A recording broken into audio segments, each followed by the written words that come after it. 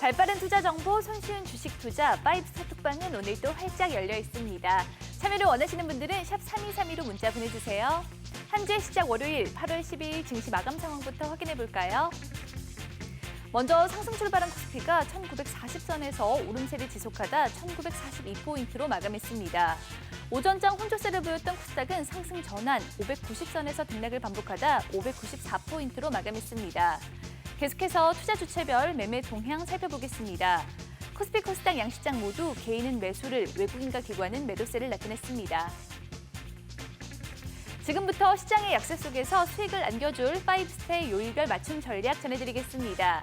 매주 월요일 명쾌한 주간 전략으로 월요병을 시원하게 해결해주는 분이죠. 증권 분석의 종결자 이성우 대표와 이번 주의 증시를 전망, 성공 전략까지 꼼꼼하게 세워보도록 하겠습니다. 안녕하세요.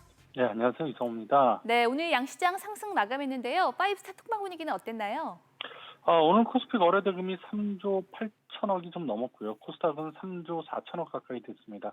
양시장 모두 상당히 부진한 거래였는데요. 사실 좀 금방 뒤에는 좀 강하게 올라가주면서 거래도 좀 터져줘야 되는데 기대에 미치지 못하는 반등으로 볼 수가 있을 것 같습니다. 또 많은 증권사들이 아직 바닥 확인을 자신하지 못하면서 여전히 불안해하는 심리가 투자자들은 여전히 불안해하는 심리가 강하다고 볼 수가 있고요. 상승 종목이 900개에 육박하는 등 코스닥 종목들이 오늘 오랜만에 활발한 움직임을 보였음에도 불구하고 여전히 좀 조심스러운 분위기가 연출이 되고 있습니다. 네, 이 오늘장 어떤 종목들이 과연 강세를 기록했을까요? 시장의 주목을 받은 특징주 전해주시죠. 네, 지난주 목요일부터 일본 제품 불매 운동으로 토종 화장품 매출 증가 기대감에 화장품 관련주들이 올랐는데요. 여기다가 최근에 일본 화장품 업체 DHC가 자회사 유튜브 콘텐츠인 DHC 테레비를 통해서 혐한 발언들을 쏟아낸 게 알려지면서 일본 화장품 불매 운동이 확산될 것으로 전망이 되면서 화장품 주식들이 오늘도 강세를 이어가는 그런 분위기였습니다. 다만 일본 화장품주들의 내수 시장 점유율이 그렇게 높지 않은 데다가 8월 1일에서 11월 사이일 화장품 수출이 전년 동기 대비 14.1% 감소하는 것으로 오늘 발표가 됐거든요. 그래서 추세적인 상승이 쉬운 국면은 아닐 것으로 보이고요. 그 밖에도 정부의 수소 충전소 구축 방안 로드맵 공개가 임박했다라는 소식의 수소차, 수소 전지차 관련주들이 강세를 보였습니다. 네. 그럼 마지막으로 이번 주 성공적인 투자를 위해선 어떤 대응책 세워나가야 될까요? 증시 체크 포인트와 전략 전해주시죠. 네, 오늘 양시장 모두 소폭 상승세를 보였습니다. 수급의 꼬임이 어느 정도 해결이 됨에 따라서 시장은 좀 안정 국면에 접어들 가능성이 일단 높다라고 보는데요.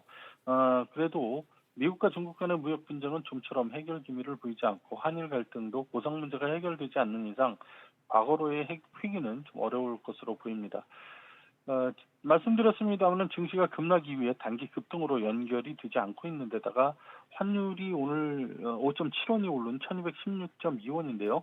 좀처럼 떨어지지 않으면서 투자 심리가 정상으로 회복됐다라고 판단하기가 좀 어렵지만은 그래도 다행인 것은 이번 주에 좀 특별히 예고된 악재가 없다라는 거죠. 또 7월 이후에 코스피가 10% 넘게 빠지면서 주요 14개 나라 중에서 가장 많이 떨어졌다는 것도 비관거리고요. 코스닥은 같은 기간에 16%나 급락을 했습니다. 그렇기 때문에 돌발 악재만 없다면은 이번 주 증시는 박스권 횡보 장세를 보일 것으로 전망이 됩니다. 외국인들은 뭐 그렇게 강하게 팔지도 않겠지만 좀 환율 때문에 사들어오기도 좀 어려울 것으로 그렇게 보이고요. 다만 장중 변동성은 그러니까 매수 매도가 그다지 많지가 않은 거래도 많지가 않은 그런 상황이기 때문에 장중 변동성은 여전히 높을 수 있다라고 그렇게 보입니다.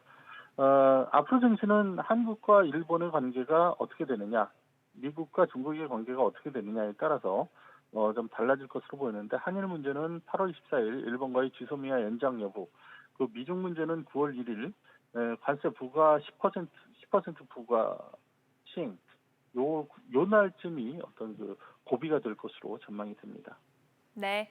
전화 연결 감사합니다. 이성호 대표의 자세한 투자 전략 및 핵심 종목은 파이브스타 톡방을 통해서도 만나볼 수 있는데요. 샵 3232로 문자 보내주시면 참여 안내 도와드립니다.